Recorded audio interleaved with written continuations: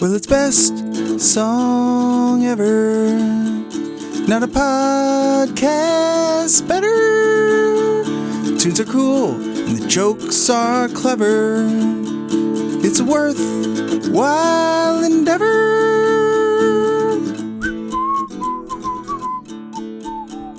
Welcome to Best Song Ever. Hike, go long. I'm throwing a football to my co-host, Kevin Connor. What's up, Kev? Hello. I'd like you to keep going. I'm very entertained by this bit. My dorky football references. Mm-hmm. I want to see how far you can go.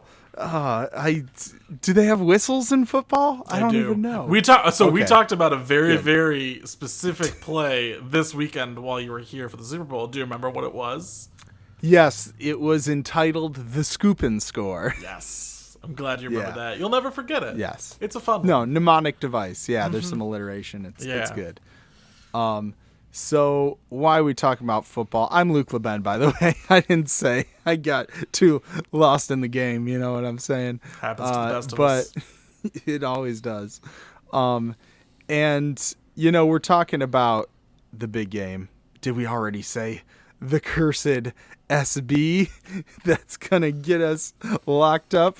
I don't know. We'll find out. Well, good thing this is a mini because I got to run from the cops after this one. Yeah. Check your newspapers tomorrow to find out. But no, we're going to talk about the musical component to that big game, the halftime show from Rihanna. Kev, you want to give your general reaction first? Yeah. So I'll go all the way back because I think I found out about this far before you did because I watched the NFL and was there when it was announced. Yeah. And I was kind of like, You know, like Rihanna's got some good songs, but she's not someone I'm a huge diehard fan for. Yeah. And it kind of sat very neutral for me throughout the year. And then about a week before, I was I'm like, all right, let's what do I think Rihanna's gonna do? And you know what? Rihanna rules for the Super Bowl halftime show because she's got the hits. She's got a dozen songs that everybody knows and are all great and are singable and you can mix them all together for kind of a 11, 12, 13 minute medley. And that's really what you want from a Super Bowl halftime show artist. And she did great. So I was pretty happy with that show. Yeah, I will say that was I was like, oh yeah, there's this one too. Oh, and this one. And she probably barely scratched the surface of her hits, but it's there were a lot more than I remember. I'm like, oh yeah, I think of a handful come to mind right away. But see, I do have a past association with Rihanna that, I mean, I think she's great, and I really liked that Anti album was very good. But that Found Love in a Hopeless Place song, I edited a wedding video to it, had just heard it over and over and over. I hate it so much. It's up there with, and then even just working, when I was working at Little Caesars, I feel like Rihanna was one of those artists that was just always on the radio just because it was that time when she was super popular. And so I'm just so sick of so many of her choruses on Eminem songs and that Calvin Harris song. So I'm I think she's immensely talented and amazing, but then at the same time, there's so many of her songs that I'm just I would be okay if I never heard again. Perhaps a bit overplayed. Yes. Yes. But, I mean, the Super Bowl performance was awesome. I said I wanted her to jump on the platforms like Mario, but that wouldn't have been safe. It was, especially because she was performing for two. Safe. True. That would not have been safe. But she still went pretty high up there to the point where I was scared. Yeah, and that platform was wobbling. It was not. Yeah. It was not at perpendicular to the ground at all times. It got to 87 degrees at one point. I thought it was great. Yeah, it was. I was seeing. I just saw a post that was basically being Rihanna was pregnant and performed this many feet up in the air, and it still wasn't good enough for you. And I was telling my cousin Brian that I just don't give a shit about A, the Super Bowl, and B, Super Bowl halftime shows. I mean, there's some that were cool, but I'm just like, it's not like a thing I'm ever thinking about and like, ooh, I can't wait to find out what's the Super Bowl halftime. Like, that is for some people, and that's fine. It's just not me. It's a spectacle. As a big fan of the NFL, as someone who watched the playoffs develop into Chiefs Eagles, it was a very good game until the very end, where there were some kind of nonsensical penalties. But we're not here to talk about that.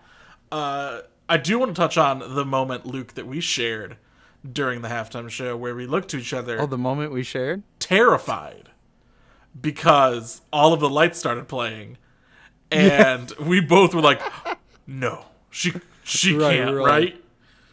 And luckily, Rihanna did not have Kanye join. Did you say something about him coming out, or was that? Well, I mean, is she gonna bring him out? It was like because a lot of times the Super Bowl halftime show does feature guests, right? Yes, it did last time. There was 5 people. Well, and even like last year, there was the 5 people, and then 50 Cent just showed up. Like, he wasn't billed; he was just there, hanging from the ceiling like a bat. Yeah. Katy Perry famously brought up Missy Elliott, and that halftime show is, like, in my opinion, among the best. Like, up there. Prince, to me, is a standard to be held to.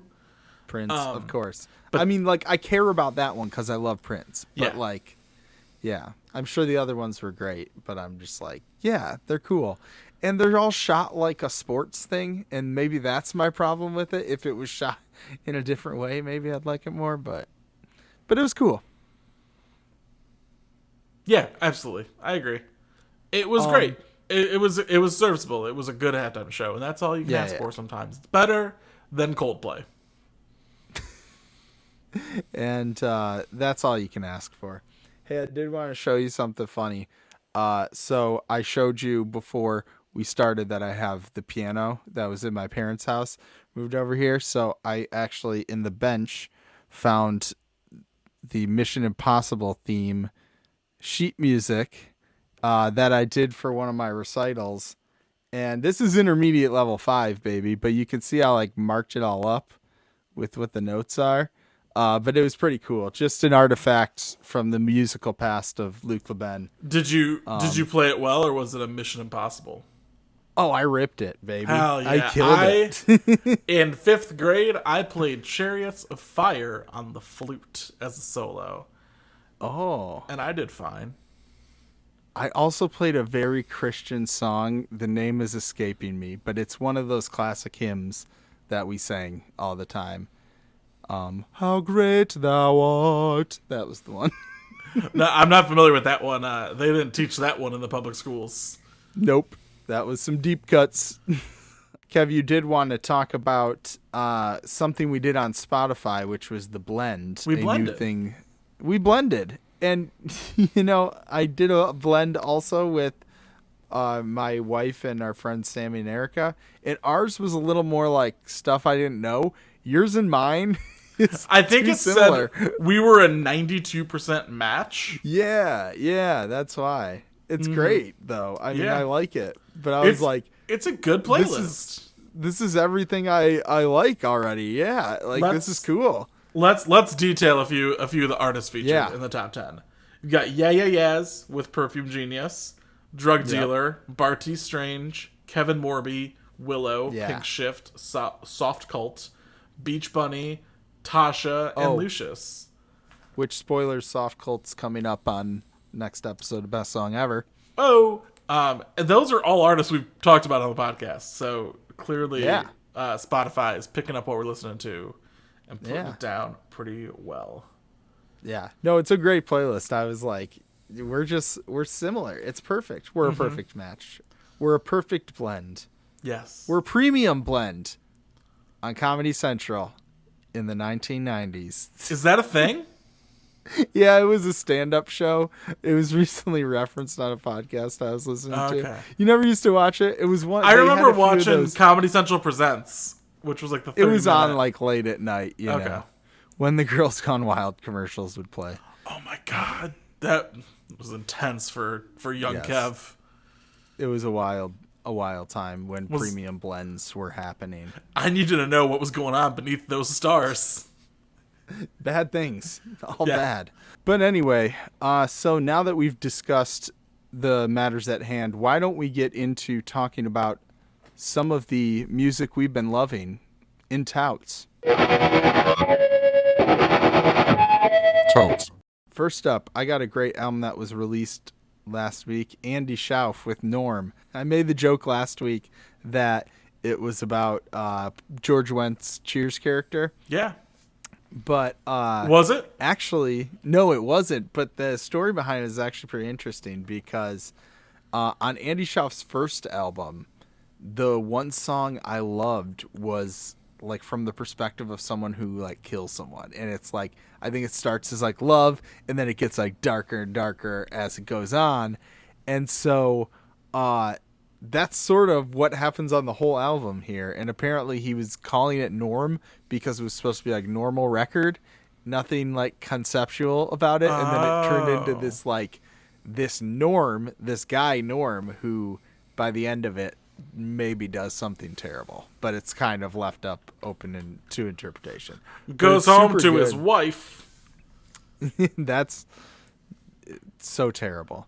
That's something awful that Norm would not want to do in Cheers, Luke. Oh, right. He Vera? doesn't like Was he doesn't like name? Vera, but he actually does like Vera. He just kind of ribs her. Talk about getting super dark. All of those jokes, like as the seasons go on, you're like, damn, Norm, dude. Listen, quick sidebar. I'm very glad we've left the trope of just like I hate my wife comedy. Yeah. Right. Because it's what I grew up on, and it just seems very toxic. We're talking about all these things we've come so far from: Girls Gone Wild, Hating Wives, all this classic misogyny, terrible shit from our childhood. Mm-hmm. Hey, but moving on, let's talk about. This is an amazing album that Brian recommended for me, and it's very like country-ish, gospel-y. It's called Anarchist Gospel by Sonny War, and it features like a bunch of other like country musicians, as well as Jim James from My Morning Jacket is on one song. Oh. But just super good, like acoustic, country-ish, like kind of bluesy, gospel-y, like catchy. It's super good. Oh, and there's a cover of Baby Bitch by Ween. Which is a super random, like, I mean, it's a great song, but Ween is a super goofy, weird, amazing band. Yep. And kind of a deep cut, but super cool. There's not a song by Ween that isn't a deep cut. Yeah. Then we got Caroline Polachek with Desire I Want to Turn Into You. The Kate Bush of our time, Kevin? Is that what we were saying? So she tweeted maybe a month or two ago. And you know what? It's probably longer ago because it was right after Stranger Things and the Kate Bush essence. Okay. Where she said, like, I know people are saying that Caroline Polachek is the Kate Bush of the 2020s. And, like, when that phrase was searched, the only person to have ever said it was Caroline Polachek. So maybe people aren't saying that. Sometimes you gotta start your own buzz. Yeah, right. You gotta stir your own caramel. I don't know if that's the thing. People are saying is the loosest like attribution you can do. Like I hear people are saying best song ever is the best podcast of 2023. Yeah, I've heard that as well from a lot of people. The album's good though. It's got Bunny as a Rider, which came out a long time ago, but it's a fucking amazing song.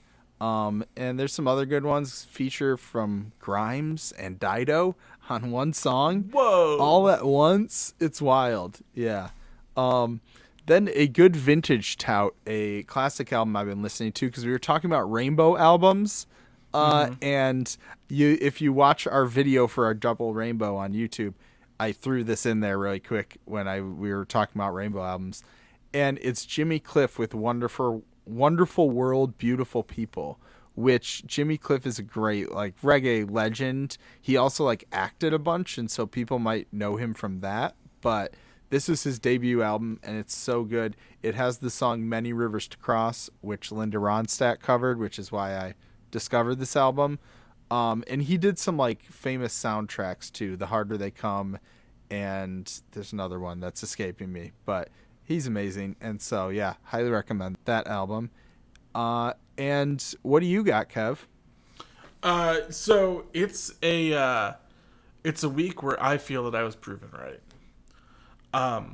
Paramore, This Is Why, absolutely rules. An absolutely Waves have been great made. album. Yeah. It's a no skip for me. Like 10 out of 10 album. Like every song is good. And Luke, we kind of had a little debate about the news, which was one of the singles. In that you don't really care for the watch chorus. Fox and you're all CNN. Wait, what? No. You're not a big fan of the chorus.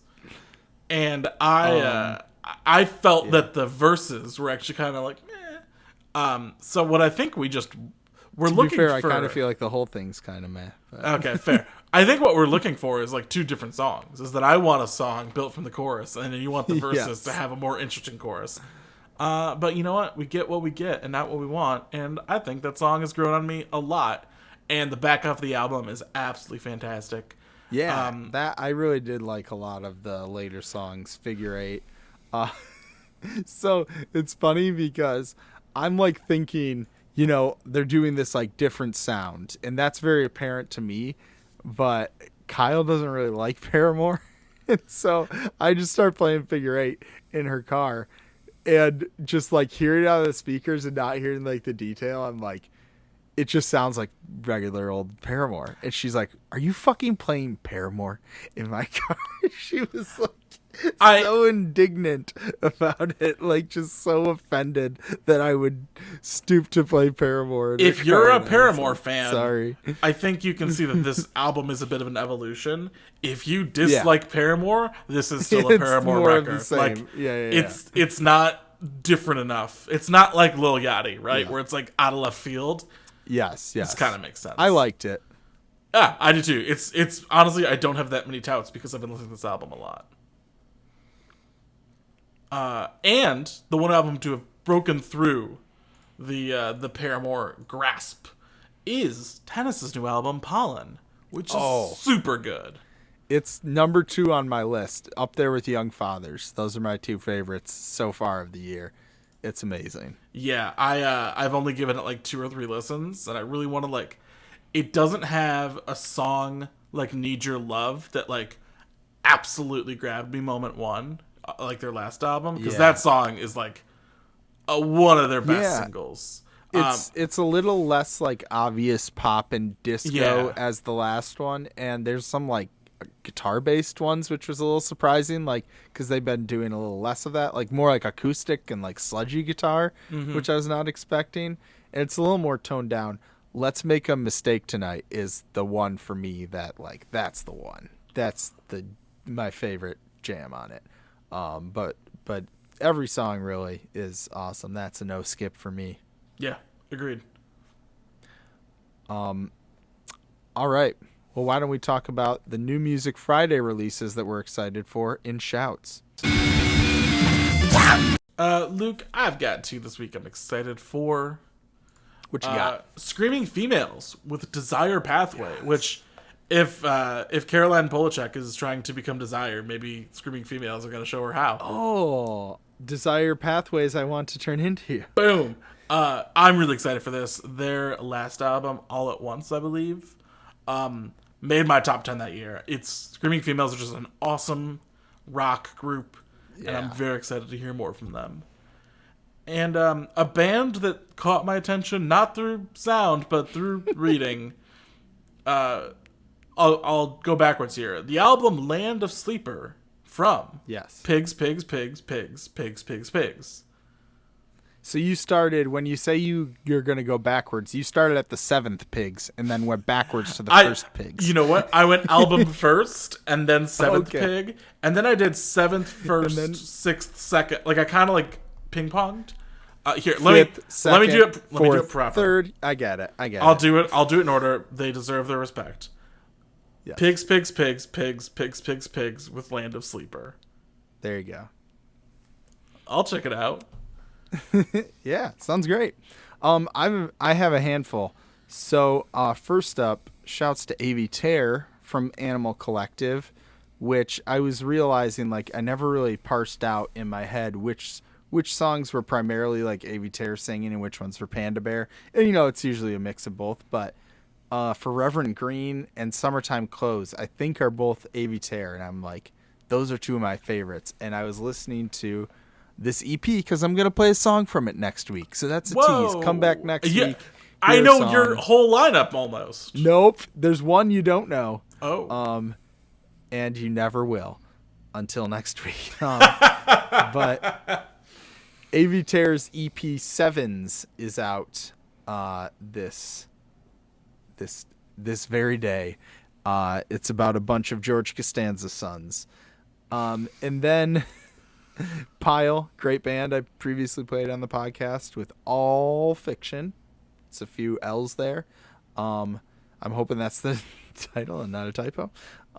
Then Nappy Nina with Morning Dew, and that's spelled like mourning, like grieving, and dew as in like the rent is due. So I was thinking like when you take that sip of the leftover Baja Blast when you wake up. Oh, sure. Yeah, you were thinking a Morning Dew. Grateful Dead spelling. Well, Grateful Dead has a song called Morning Dew, which is like the normal spelling. Because the Grateful Dead often ate Taco Bell late at night and then took a sip of a leftover Baja Blast when they woke up. I know what Bobby gets up to. He likes him some Bell. Mm-hmm. Then Steady Holiday. This is Dre Babinski, who I met, was in the Dusty Roads in the River Band, and met them years ago when they were touring. But this is her new project. She's had a few albums, and they've all been really great. So this is Newfound Oxygen. Then we got Skrillex with Quest for Fire. That'll be interesting. I'll check that out. And then Pink with TRUSTFALL. Didn't you say something about Pink when I brought her up before? When we were talking about the albums we were excited for this week, you said Pink and Skrillex, and I went together. That's what it was.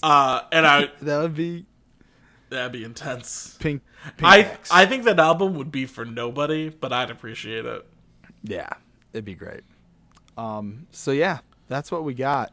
And then, hey, we got to talk about our three daddies. We're a Planet Ant podcast powered by Pinecast. Head over to planetant.com. Check out all the great stuff over there. And head over to offshelf.net. Check it out. It's on the internet. That's our third daddy. Got great interviews and columns over there. And then, hey, follow us on TikTok and YouTube and all that stuff at Best Song Ever Pod. Just posted the February records of the month when we're recording this, so that's up there. Go check that out. So that's going to do it for us this week. As always, I'm Luke LeBen saying, you better check your perspective. And I'm Kevin Connor saying, go ahead, chase those waterfalls. This is the best song ever. Well, it's best song ever. Not a podcast better. The jokes are clever and the tunes